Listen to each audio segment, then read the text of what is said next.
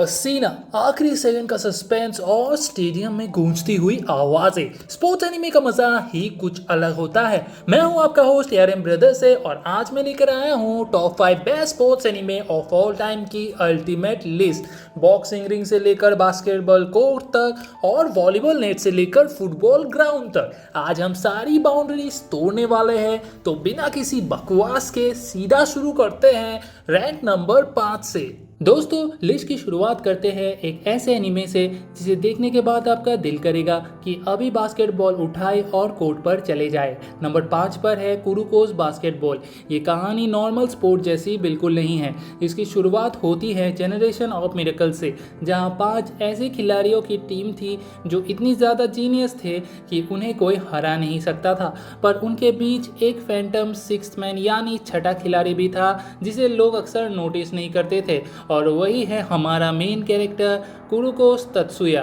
कुरुको की हाइट छोटी है और उसकी फिजिकल स्ट्रेंथ भी कम है, पर उसके पास एक कमाल की एबिलिटी है मिस डायरेक्शन। वो कोर्ट पर होते हुए भी ऐसा लगता है जैसे गायब हो, और इसी चीज़ का फ़ायदा उठाकर वो ऐसे इंसेंट पासेस देता है कि सामने वाली टीम देखती रह जाती है।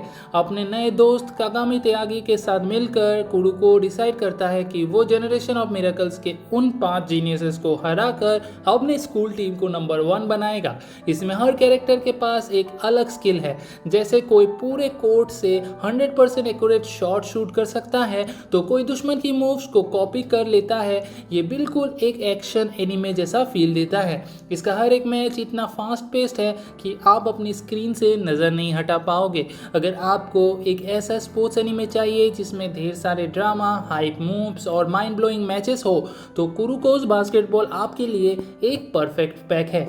नंबर 4 पर जो एनिमे है वो किसी शॉर्टकट पर नहीं बल्कि असली मेहनत, खून और पसीने पर भरोसा करता है। इसका नाम है एस ऑफ डायमंड। ये कहानी है ईजुन सावामुरा की, जो एक बहुत ही पैशनेट बेसबॉल पिचर है। उसका एक अजीब सा अनप्रेडिक्टेबल थ्रोइंग स्टाइल है जो बड़े बड़े बैटर्स को चकमा दे देता है।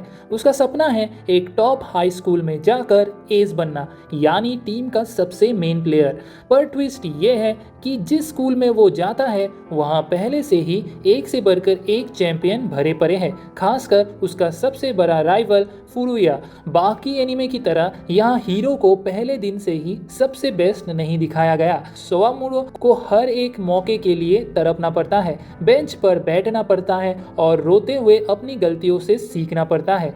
ये शो दिखाता है कि एक चैंपियन बनने के पीछे कितना सेक्रीफाइस होता है। इसमें कोई सुपर पावर्स नहीं है, कोई मैजिक नहीं है, जो भी है वो हौसला और दिन रात की प्रैक्टिस है। इसीलिए हीरो की हर एक छोटी सक्सेस भी आपको अपनी पर्सनल विक्ट्री लगेगी। अगर आपको एक ऐसा एनिमे चाहिए जो आपको अंदर तक मोटिवेट कर दे तो और सिखाए कि नेवर गिव अप का असली मतलब क्या होता है, तो एस ऑफ डायमंड एक एब्सोल्यूट मास्टरपीस है। नंबर 3 पर है एक ऐसा एनिमे जो आपके अंदर की एनर्जी को 1000% बढ़ा देगा। इसका नाम है हाईक्यू।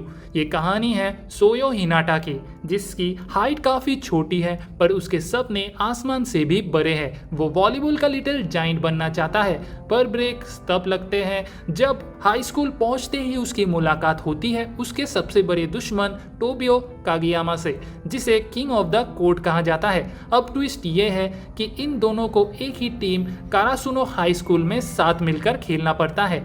एक ऐसी टीम जो कभी बहुत पावरफुल थी पर अब सब उसे द फॉलन क्रॉस बोलते हैं। उसे इन दोनों नए लड़के फिर से उठाते हैं। इन दोनों की दुश्मनी कब एक लीथल कॉम्बिनेशन बन जाती है पता ही नहीं चलता। कुरुको की तरह इसमें कोई मैजिकल सुपर पावर नहीं है, पर प्रोडक्शन, IG का एनिमेशन और कैमरा एंगल्स इसके रियलिस्टिक मैचेस को भी सुपर पावर लेवल जितना थ्रिलिंग बना देता है। इस एनीमे की सबसे बड़ी खासियत ये है कि आपको सिर्फ कारासुनो से नहीं बल्कि उनकी सामने वाली टीम्स के खिलाड़ियों से भी प्यार हो जाएगा। हर एक कैरेक्टर की अपनी एक स्टोरी और स्ट्रगल है। हाईक्यू आपको सिखाता है कि टीम और क्या होता है और हारने के बाद वापस कैसे खड़ा होते हैं। अगर आपने ये मास्टरपीस अभी तक नहीं देखा तो आप स्पोर्ट्स एनीमे का सबसे बड़ा हीरा मिस कर रहे हो। नंबर 2 पर जो एनीमे है ना, वो कोई नॉर्मल शो नहीं है, वो एक लिटरल वॉरजोन है, एक एनीमे वर्ल्ड का स्क्विड गेम। इसका नाम है ब्लू लॉक। यहाँ कोई टीम वर्क का ज्ञान नहीं चलता और ना ही कोई हम सब दोस्त है वाला नाटक होता है। स्टोरी की शुरुआत होती है जब जापान की नेशनल फुटबॉल टीम बार बार बुरी तरह हारती है। तब एंट्री होती है एक क्रेजी और एसेंट्रिक कोच जिनपाची ईगो की। उसका कहना बड़ा सिंपल है, जापान को अगर वर्ल्ड कप जीतना है तो अच्छे इंसानों की नहीं बल्कि एक असली मॉन्स्टर, एक अल्टीमेट सेल्फिश स्ट्राइकर की ज़रूरत है।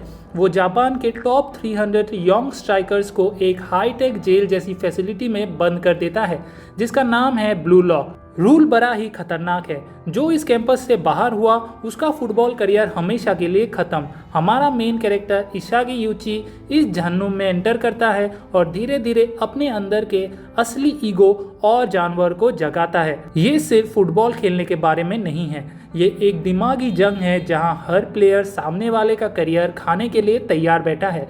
जब कोई प्लेयर्स अपनी पीक फॉर्म पर आता है तो उसके पीछे जो मॉन्स्टर लाइक केमिकल रिएक्शन और ऑरा दिखाया जाता है उसे देखकर आपके रोंगटे खड़े हो जाएंगे। अगर आपको एक ऐसे स्पोर्ट्स एनीमे चाहिए जो आपकी हार्ट रेट को 200 पर पहुंचा दे, जहां हर एक खिलाड़ी दूसरे का दुश्मन है, तो ब्लू लॉक से बेहतर पूरी एनीमे हिस्ट्री में कुछ नहीं है। नंबर 1 पर है वो एनीमे जिसके सामने बाकी सारे स्पोर्ट्स एनीमे झुकते हैं, हजीमो नो इप्पो।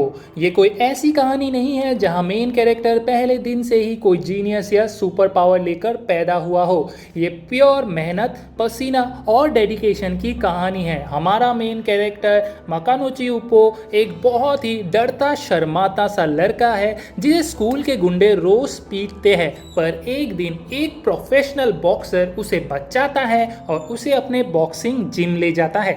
वहाँ इप्पो जब पहली बार सैंडबॉक्स पे पंच मारता है तो उसे समझ आता है कि उसके अंदर कितनी पावर छुपी है। यहाँ से शुरू होता है एक कमजोर लड़के का जापान जाने का चैंपियन बनने का सफर। हिप्पो की जर्नी में कोई शॉर्टकट नहीं है, वो दिन रात ट्रेनिंग करता है, ऐसी ऐसी इंजरी से गुजरता है जो किसी भी आम इंसान को तोड़ दे, पर जब वो रिंग में उतरता है तो सिर्फ एक ही चीज दिमाग में होती है, मुझे अपना 100% देना है। इस एनीमे को देखने के बाद आप सोफे पर नहीं बैठ पाओगे। इसकी ट्रेनिंग मॉन्टेजेस इतनी इंस्पायरिंग है कि आपका खुद जिम जाने का मन कर जाएगा। हजीमो नो इप्पो सिर्फ एक एनीमे नहीं, एक इमोशन है। ये सिखाता है कि चाहे आप कितने भी कमजोर क्यों ना हो, अगर आप मेहनत करने को तैयार हो तो आप दुनिया जीत सकते हैं। और इसीलिए ये है स्पोर्ट्स एनीमे हिस्ट्री का सबसे बड़ा गोट। दोस्तों, ये थी मेरी ultimate list of the top 5 best sports anime of all time. In show में हमें सीखने को मिलता है कि चाहे ग्राउंड हो या रियल लाइफ, हार मानना कभी ऑप्शन नहीं होता। आपको ये लिस्ट कैसी लगी कमेंट करके ज़रूर बताना कि आपका all time favourite sports anime कौन सा है। अगर आपको ये वीडियो थोड़ी सी भी पसंद आई हो तो लाइक बटन को स्मैश कर दो और ARM ब्रदर्स को सब्सक्राइब कर लो ताकि मैं आगे भी आपके लिए ऐसी ही बैंगर वीडियोस लाता रहूँ। मिलते हैं आपसे अगली वीडियो में, तब तक के लिए कीप वॉचिंग, कीप गेमिंग।